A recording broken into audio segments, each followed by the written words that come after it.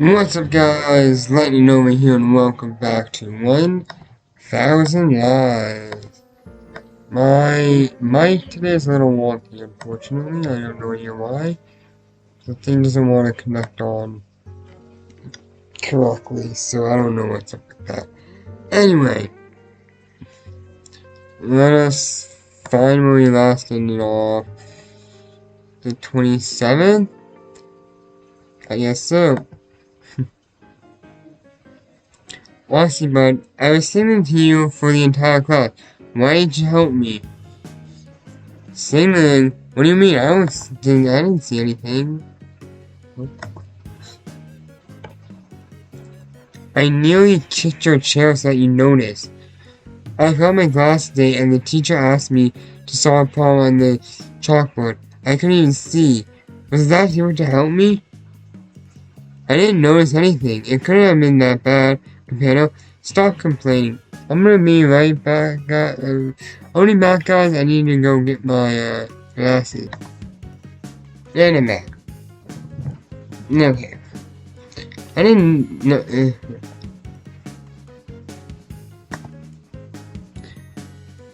He's punishing me with over 100 more Friday standing class for homework. Once you start it, it's not so bad. In 3 different languages. All you need to do is copy and paste them, but change some words. One of them is Orchiscan. I have no idea what that is. Hell is that? I don't know, that's why I'm complaining. I don't have a language. In any case, it's your own fault, man. You should have told me that you can't see without your glasses. Well, I was also sleeping for the first 40 minutes of class, and that might have influenced a little. That's not the same issue. That's not the issue right now. I want you to at least give me a hand. Did you really not notice that I was trying to get your attention? You were sitting next to me, and it's for a reason. Seriously, I repeat, I didn't notice anything. Not even that you wouldn't wear your glasses. This is just a hunch that I've had for a while now. But honestly, can you read what's on the chalkboard from you? My classmate fixes his eyes on the letters that sit unerased upon the green background, and after he says, he squints his eyes and he tries to decipher the content. Aussie, don't tell me that you're nearsighted and didn't know it. What are you talking about? My eyesight is perfect. The board has math equation on it, you know, the usual. All last class was Spanish. That explains how I got a direct object when added to over X. How the hell have you managed to pass it to now? And that's why I used my break to go home and pick up my glasses. It took longer than I expected, and now I can't go back to school since the next class has already started, so now I'm wasting time. You're such a delinquent, so this is the second time I caught you playing hooky. Claire nods, convinced after having listened to my recollection. This morning I ended up missing some classes because I decided to skip school to get my glasses. And am I surprised? Well, I'm not really surprised anymore. Claire had the same idea. You could say that we're both delinquents. I've already explained the reason that I'm here. Now it's going to tell me why you're here. Imrock. I can already see that. I'm going to ask why you aren't in school like all the other students. Not going to school makes you weird, including you. That explains a lot of things. Your answer is always so weird, Claire. That's because I answered your questions, sir. A few weeks ago, this would have driven me crazy, but now I accept it as if it's an unexpected part of everyday life. Yet another coincidental encounter with Claire that I still refer to as such, despite the fact that I'm sure it had nothing to do with luck. I must admit that I didn't expect to meet her here today, though I usually find her in the afternoon elsewhere. So meeting her here on a morning during the school day, it's happened once before, but I really believe that this was a coincidence. Today isn't going to be a normal day, not even by the standard I've gotten used to. Since the day that I received the first email, and that's something I can confirm from the moment she makes the following proposal. Hey, so I want to go to the library. It's hard for me to digest her words at first. I'm not sure which library she means, and if it's the one I'm thinking about, then I don't know how she knows about it. But I immediately recall that she was with me at the mall when Luz had been talking about my leg and the accident, and then there was a chance that she'd been following me around, like she usually does. There's nothing to see, and I'm pretty sure you already know the place. True, but it's different if we go together. She's concise with a tender, calm attitude that makes me want to accept her request without thinking it over. But I hold my tongue a bit longer. I couldn't even read that without going closer. Holy crap, I need new glasses.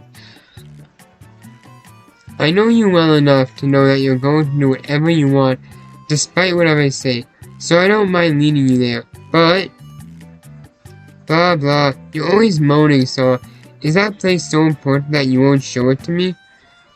Didn't you have an accident there anyways? I can't believe you go to a place with bad memories attached to it so often. That's why I'm interested in going with you, personally.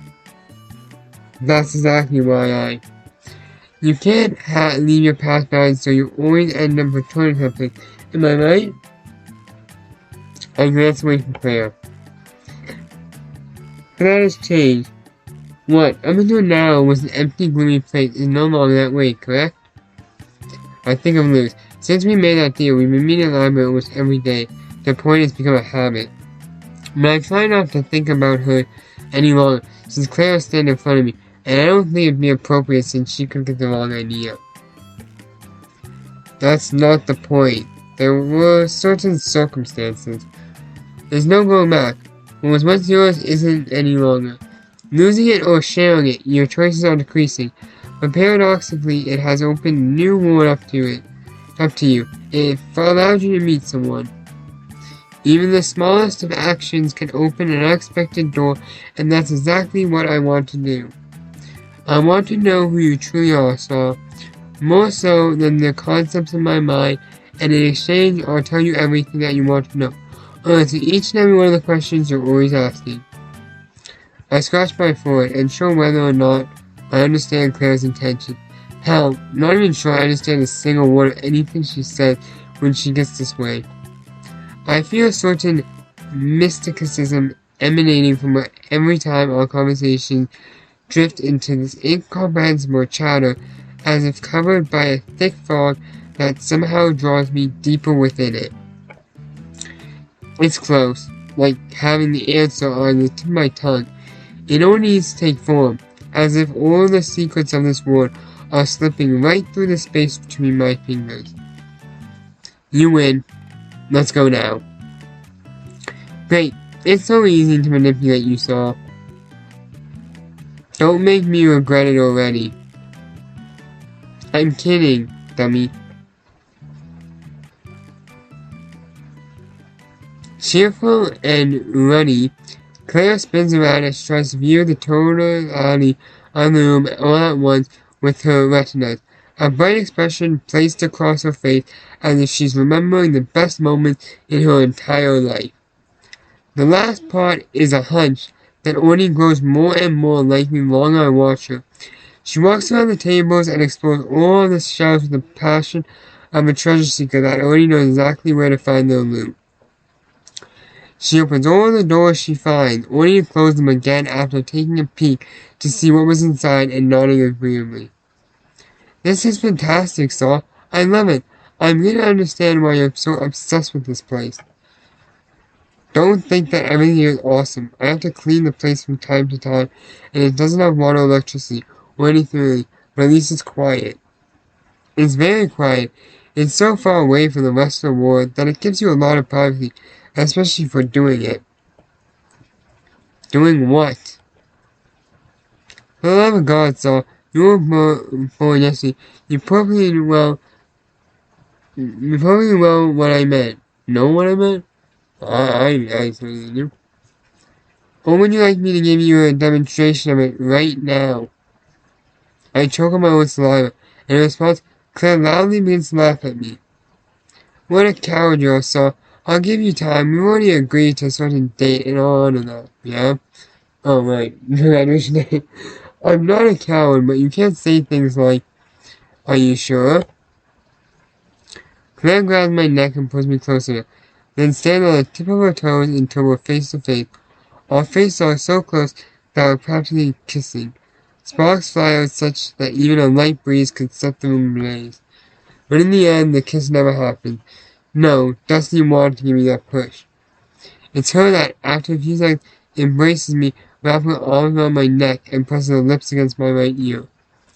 You're so cute when you're speechless, Saul. She lets go, releasing me and taking a couple of steps backward while playing with the ends of her skirt between her fingers.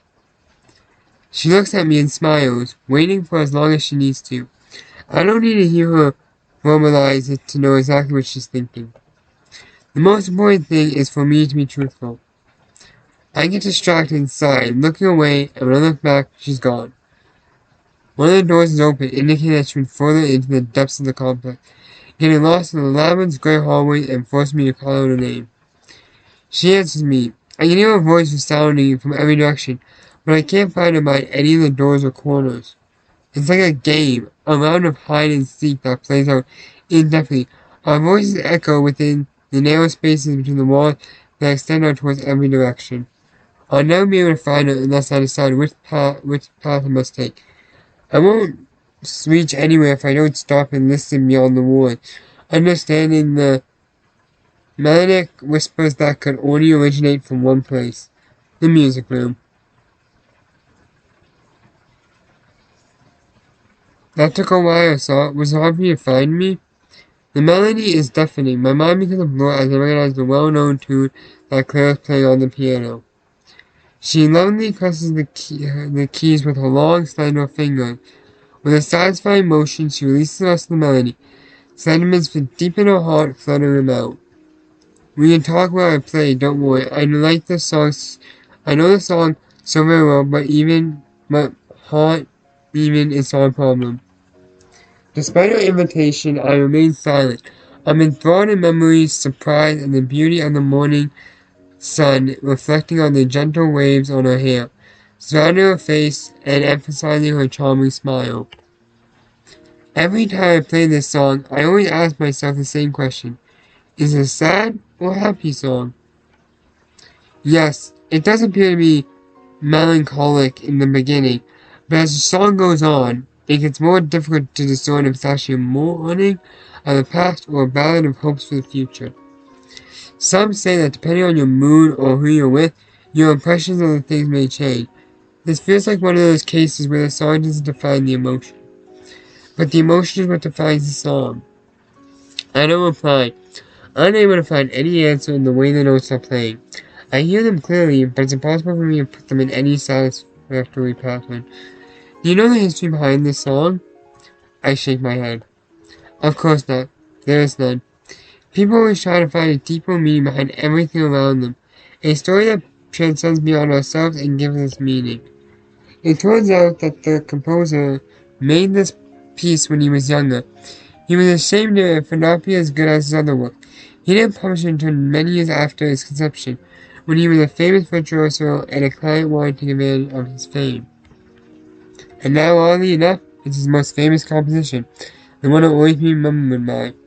Claire's playing roughens up, increasing the pressure against the keys without losing her pace and speeding up her words as she speaks. It was named after this song for the peacefulness and the shining bright moonlight. The power we have to influence other people's lives is nearly inconceivable. To the point that for everything we're ashamed about, we can simply add expectations for the next generation, not me for the everyone. I'm gonna be right back as my feet are asleep. Okay, my feet are awake again, so let's continue. That's why I so often wonder what this song is supposed to be asking me, who I should be to meet its expectations. Her knees begin to shake nervously and intensely, rubbing against each other restlessly while her hands continue playing without losing tempo.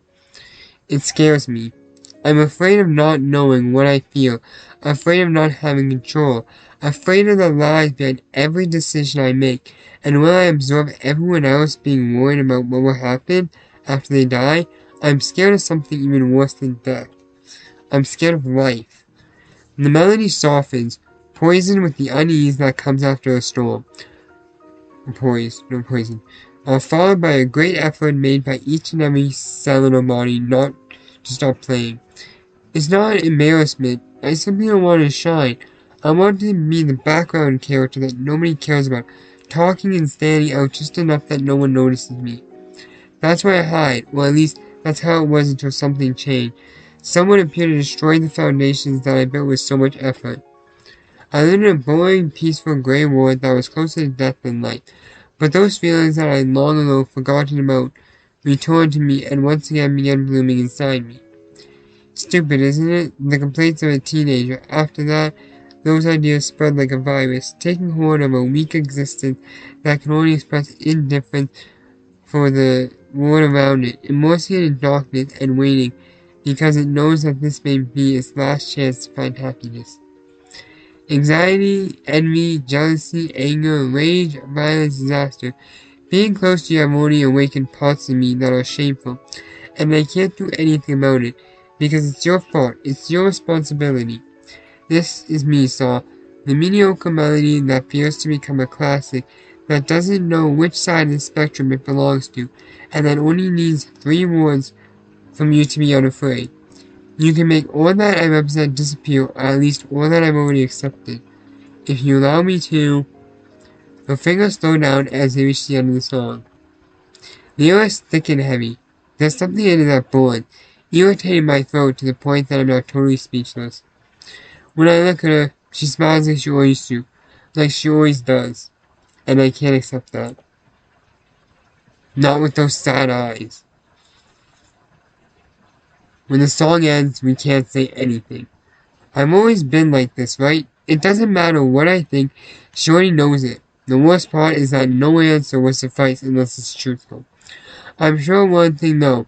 I'm sure by the tenderness she used to play that Debussy song, and all that the lies I wanted to forget.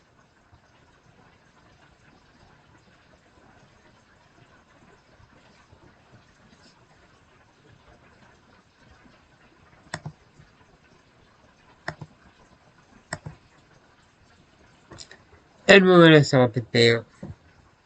Before I go, guys, I just want to say that if you guys have been keeping with Legends, you would know they dropped a Sparking Lemon UI Goku. And I'm actually really excited because I finally fought him. After 8 summons. Yep. And go through complete once and 2 more summons to finally pull him. He's not mine. And I can prove it. But that's why you guys don't believe that I actually put the new UI Goku in Legends. But anyway, if you guys enjoyed the video, go ahead and click that like button. It lets me know you enjoy the content. It also helps support the channel. And if you haven't done so already, click that subscribe button, join the Pride Army, and I'll see you guys on the next video. Thank you so much for watching. Bye, guys.